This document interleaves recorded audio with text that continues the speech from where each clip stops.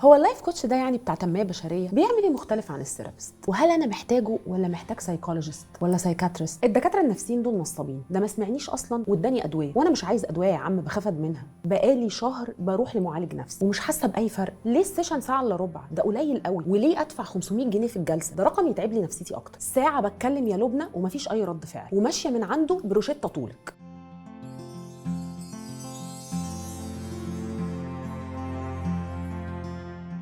مساء الخير. اغلب التجارب الاولى للعلاج النفسي بتبقى محبطه، وده لاننا استنينا اكتر من اللازم او عندنا توقعات معينه وجولز بتنهار قدام الاختيار الخاطئ، واللي سببه اننا مش عارفين مشكلتنا ايه ومين اللي يقدر يساعدنا نحلها. يعني انت طلبت مني ارشح لك معالج نفسي او طبيب او لايف كوتش بناء على ايه؟ عايز تقعد على شازلونج وتتكلم وتحكي وتعيط وتلاقي اجابات، ولا عايز تنتحر؟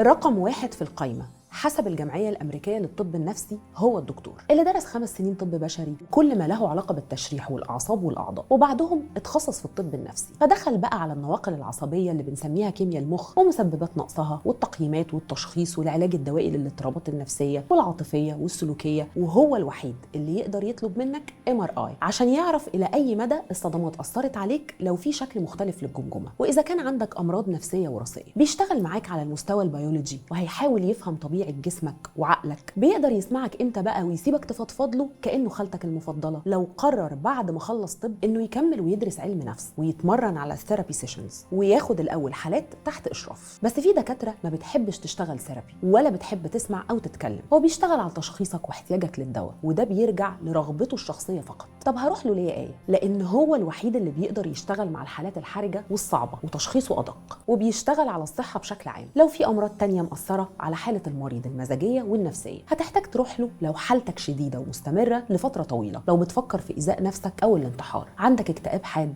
اضطرابات قلق زي نوبات الهلع والرهاب، والحالات المعقدة زي اضطراب ثنائي القطب وانفصام الشخصية والذهان، وطبعا علاج الإدمان، واضطرابات الاكل زي فقدان الشهيه والشره المرضي، واضطراب فرط الحركه ونقص الانتباه، واضطراب الوسواس القهري، واضطراب ما بعد الصدمه. تتوقع منه ايه بقى وبناء على ايه؟ اسال عن الدكتور الاول. كل اللي ذكرناه هيحتاج ادويه مع ثيرابي سيشنز، فلو مش هيعمل ده ومش هيحولك لمعالج نفسي تخصصه مشكلتك ما تروحلوش.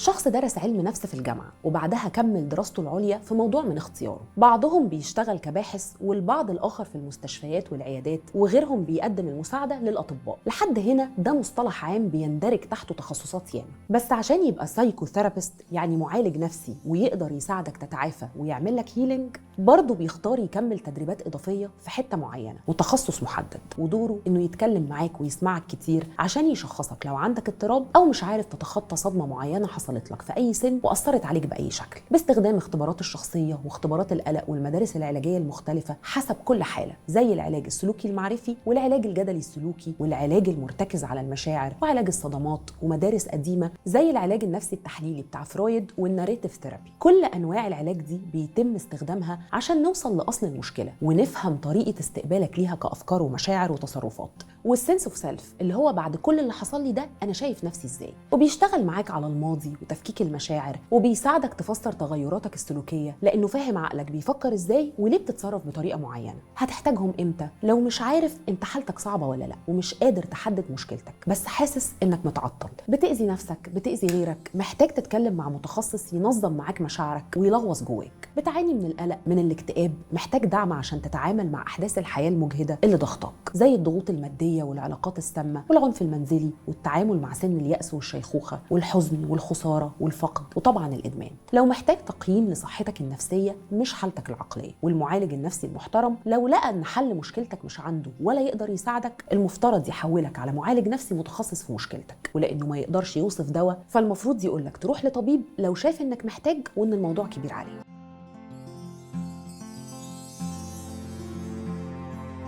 رقم 3 في القائمة الثيرابيست، ودي كلمة واسعة واستخدامها بيختلف من مكان لمكان ومن بلد لبلد. في بلاد بتستخدم المصطلح ده لأي حد بيقدم بروفيشنال هيلب سواء طبيب أو معالج. في أماكن تانية الثيرابيست شخص بياخد رخصة ثيرابي عشان يقدم أنواع مختلفة من التأهيل والعلاج زي البلاي ثيرابي والكونسلنج ثيرابي، ثيرابي للأطفال، ثيرابي بالفن، بالموسيقى، بالدراما. بتبقى حاجة محددة جدا وبيدرسها وبيشتغلها هي بس، عكس السايكولوجيست والسايكاتريست والسايكوثيرابيست اللي بيشتغلوا على نطاق أوسع علميا. وممكن برضو يشتغل مساعد للأطباء النفسيين والمعالجين النفسيين في الإرشاد المهني والاستشارات الزوجية والعلاج الأسري، أو يساعدك تتقبل العلاج النفسي. وده بتروح له إمتى؟ لو محتاج مساندة، تأكيد لمشاعرك والأهداف محددها خلاص، بس محتاج دفع الطاقة ونقاش علمي. أنت بتبقى عارف مشكلتك وأزمتك ومحتاج بس حد يزق معاك زقة، هيجرب يشتغل معاك بتكنيكس مختلفة، خصوصا لو أنت مش متشخص اضطراب محدد أو مشكلتك مش واضحة. مشكلة الثيرابي في العموم إنه معتمد على المعالج نفسه وقد إيه طور علمه عشان يساعدك، وهل بيقدر يفصل نفسه وآراءه تماما ولا هيحكم عليك. عشان كده تجربتي ممكن تختلف عن تجربتك تماما مع نفس المعالج.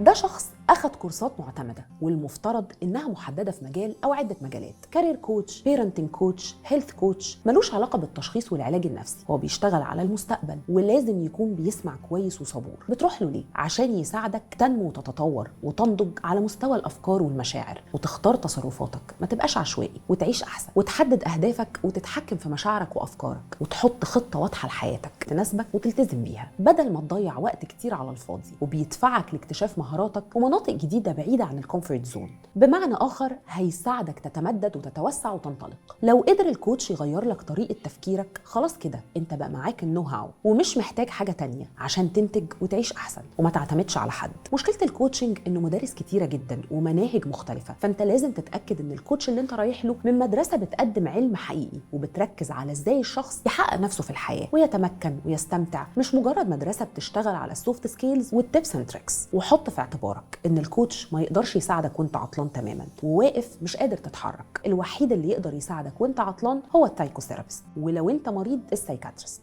ولو رحت للشخص الغلط ممكن تنتكس، لانك محتاج تعافي وطبطبه وهيلينج واصلاح اكتر من التحفيز.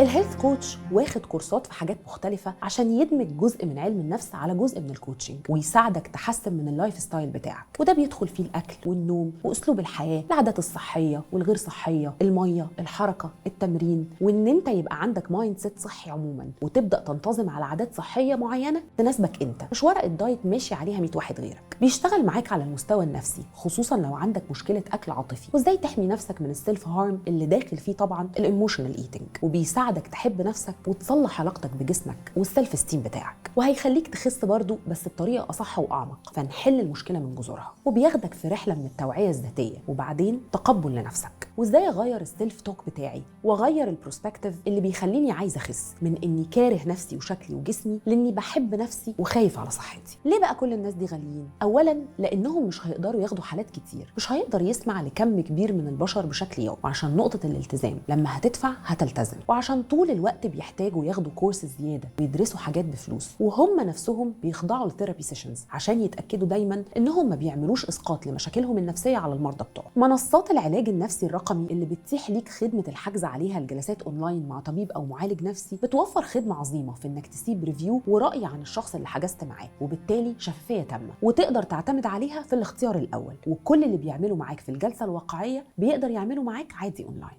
انا آية شعيب، ليلتكم فيها نجوم وضحك كتير.